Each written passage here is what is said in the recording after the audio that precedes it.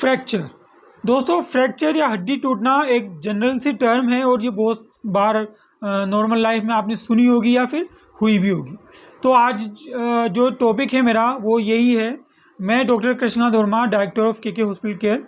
इस चैनल के ऊपर मैं बहुत सारी मेडिकल प्रॉब्लम और उनके सॉल्यूशन को बताने की कोशिश कर रहा हूँ। तो आज मैं बात करूँगा फ्रैक्चर के ऊपर या फिर हड्डी टूटने के ऊपर।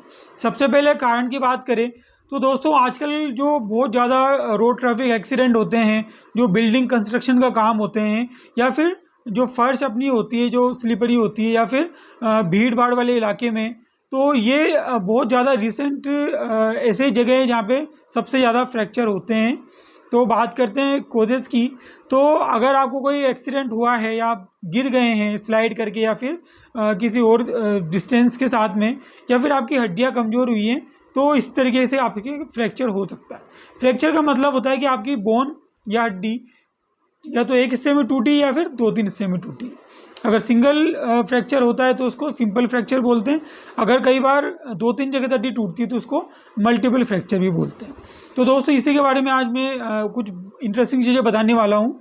सबसे पहले कोजेज़ की बात की जाए तो कोजेज़ में होता है या तो ट्रॉमा हो जाए या आपको कोई बीमारी हो जाए जिसमें कैल्शियम की अमाउंट बॉडी में कम हो गई तो आपको फ्रैक्चर हो सकता है। सिम्टम की बात की जाए, अगर रिसेंटली फ्रैक्चर हुआ है, सबसे पहले सीवियर पेन आएगा। पेन इतना ज़्यादा होता है कि पेशेंट आपको उस जगह पे टच भी नहीं करने देगा। दूसरी चीज़ है, जिस जगह पे फ्रैक्चर हुआ है उस जगह की जो मूवमेंट है वो सारी रुक जाती है। जैसे अगर आपकी पिंडली में फ्रैक्चर हुआ है तो पेशेंट खड़ा नहीं हो सकता। अगर आपके हिप में फ्रैक्चर हुआ है तो पैर की मूवमेंट नहीं आएगी। अगर शोल्डर में फ्रैक्चर हुआ है तो हाथ बहुत कम हिलेगा या फिर बिल्कुल नहीं हिलेगा। अगर एल्बो में फ्रैक्चर हुआ है तो हाथ बिल्कुल भी रोटेट नहीं करेगा या फिर बिल्कुल भी काम नहीं करेगा। सेकंड सिम्टम ये था कि रेंज ऑफ मोशन बिल्कुल रुक जाती है। तीसरा सिम्टम है, यहाँ पे बहुत ज़्यादा स्वेलिंग आ जाती है, या जो फ्रैक्चर पार्ट है वो बहुत ज़्यादा सूज जाता है और ये इंस्टेंटली होता है। फ्रैक्चर आने के 1 से 2 मिनट के अंदर ही वहाँ बहुत ज़्यादा सूजन आ जाती है। चौथा इसका सिम्टम है कि जहाँ पे फ्रैक्चर हुआ है वहाँ हल्का सा आप मूवमेंट जैसे ही कराएंगे तो आपको क्रिपिटस या कट कट कट सा साउंड आएगा। अगर ऐसा होता है तो बिल्कुल भी उस हिस्से को मूवमेंट नहीं करवानी। तो ये इसके सिम्टम थे। अब दोस्तों, मैं बताने वाला हूँ कि फ्रैक्चर के जस्ट बाद आपको क्या करना है। मेडिकल ट्रीटमेंट में बाद में डिस्कस करूँगा। कभी अगर आपको लगता है कि आपको फ्रैक्चर हुआ है, अगर कोई एक्सीडेंट हुआ है या फिर आपके जानकारी में या कोई सड़क के ऊपर किसी और का एक्सीडेंट हो गया है और आपको लगता है कि इसको फ्रैक्चर है, तो सबसे पहले जो मैंने बताया कि आप उसको मूवमेंट कराने की कोशिश कीजिए या फिर उसको देखिए कि वो उस हिस्से को काम में ला रहा है या नहीं ला रहा। अगर बिल्कुल भी लगे कि ये मूवमेंट नहीं कर सकता तो बिल्कुल भी ज़बरदस्ती नहीं करनी या बिल्कुल भी उसका ज़ोर से कोई मूवमेंट नहीं करनी। कई बार क्या होता है कि हड्डी टूट तो जाती है लेकिन वो अपनी जगह से हिलती नहीं। लेकिन अगर गलत तरीके से मूवमेंट हो जाए तो अपनी जगह से हिल के बाहर की तरफ पेनिट्रेट कर सकती है या फिर बाहर की तरफ निकल के घाव कर सकती है। इससे लीडिंग इंजरीज हो सकती है, आपकी नस कट सकती है, आपके ब्लड वेसल्स कट सकती है, बहुत ज़्यादा ब्लड लॉस हो सकता है, जान भी जा सकती है। तो इस चीज़ का बिल्कुल ध्यान रखना है। अगर आपको लग जाए कि फ्रैक्चर है, उस हिस्से को बिना हिलाए ऐसे कि ऐसे रख लेना है। सबसे पहले उस हिस्से को आप कोई सपोर्ट दे के रख सकते हो।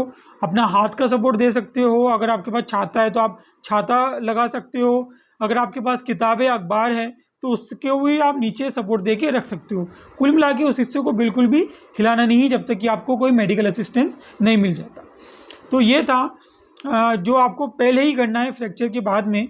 जब आप हॉस्पिटल पहुंच जाते हो पेशेंट को लेके, अगर आप खुद पेशेंट हो तो आगे का जो ट्रीटमेंट है वो मैं अभी बताऊंगा। सबसे पहले इसमें एक्सरे किया जाता है। एक्सरे से ऑलमोस्ट पता लग जाता है कि फ्रैक्चर हुआ है या फिर अलाइनमेंट डिस्टर्ब हुआ है। कई बार क्या होता है, जैसे रिस्ट के अंदर या फिर नीचे आपके फुट के अंदर काफ़ी सारे जॉइंट होते हैं, ये फ्रैक्चर ना होके अपनी जो अलाइनमेंट है वो चेंज कर लेते हैं। इसमें भी सेम कंसेप्ट ही लगता है। इसमें डिस्ट्रैक्ट करके वापस से जॉइंट को बैठाना होता है, या फिर अगर हड्डी टूटी है उसको भी डिस्ट्रैक्ट करके वापस से बैठाना होता है। तो इसमें 2 तरीके से ट्रीटमेंट होता है। पहला है कंजर्वेटिव। कंजर्वेटिव में कोई सर्जरी नहीं होती है, जॉइंट को वापस अपनी जगह सेट करके प्लास्टर कास्ट लगा दिया जाता है 3 हफ्ते के लिए। सेकेंड होता है सर्जिकल। सर्जिकल में अगर आप सर्जन को लगता है कि ये कंजर्वेटिव मेथड से ठीक नहीं होगा, या फिर मल्टीपल फ्रैक्चर है, या फिर ऐसा फ्रैक्चर है जो स्टेबल नहीं है, जैसे कि हिप का फ्रैक्चर हो गया या आपका एल्बो का फ्रैक्चर हो गया, ऐसे फ्रैक्चर स्टेबल नहीं होते हैं, वापस में दोबारा हो सकते हैं। तो ऐसे के लिए फिर के वायर या फिर इस पर प्लेट्स या फिर ओरिफ एक्सटर्नल फिक्सेटर लगा के इसको या इंटरनल फिक्सेटर लगा के इसको बंद किया जाता है और फिर प्लास्टर कास्ट लगाई जाती है। ये भी 3 से 4 हफ्ते के लिए होता है। इसके बाद में या प्लास्टर कास्ट के बाद में ही पेशेंट को सिखाया जाता है कि कब वेट बियरिंग करना है या फिर कब मूवमेंट शुरू करनी है। वो सारा according to case, according to person, according to situation patient को एजुकेट किया जाता है। तो ये मेडिकल पार्ट है, ये आपको डॉक्टर बताएंगे कि आपको कब वेट बियरिंग करनी है, कब चलना है। अच्छा, अगर पैरों में फ्रैक्चर है तो इसमें एक तरीका बताया जाता है कि आपको कैन के साथ चलना है या स्टिक के साथ चलना है या किस तरीके से चलना है। वो सारा मेडिकल प्रोसीजर होता है। ट्रीटमेंट में अगर मेडिसिन की बात की जाए तो इसमें कैल्शियम अमाउंट भी थोड़ा सा बढ़ा दिया जाता है फूड सप्लीमेंट से, या फिर पेन किलर और एंटीबायोटिक भी इसमें दे दी जाती है अगर कोई जख्म हुआ है या फिर कोई वुंड हुआ है तो, ताकि इन्फेक्शन आपको न हो।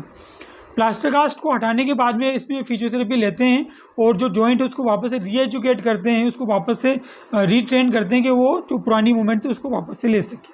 तो ये सारा फ्रैक्चर में आता है। तो इसमें सबसे इम्पोर्टेंट जो मैं मानता हूँ वो है ट्रांसफ़र। अगर फ्रैक्चर होता है, होने के जस्ट बाद अगर उसको अच्छी तरीके से अगर आप हॉस्पिटल में ट्रांसफ़र कर सको तो ये सबसे अच्छी बात होती है, क्योंकि ज़्यादातर जो केस बिगड़ता है या ख़राब होता है वो उसके ट्रांसफ़र की वजह से होता है। फ्रैक्चर तो नॉर्मली बहुत छोटा सा ही होता है, लेकिन कई बार पेशेंट को गलत तरीके से ट्रांसफ़र कर देते हैं, पेशेंट को हाथ में उठा लेते हैं या फिर टूटे हुए पार्ट को बैंड कर देते हैं या फिर उसको फोर्सफुली मूवमेंट करवा देते हैं।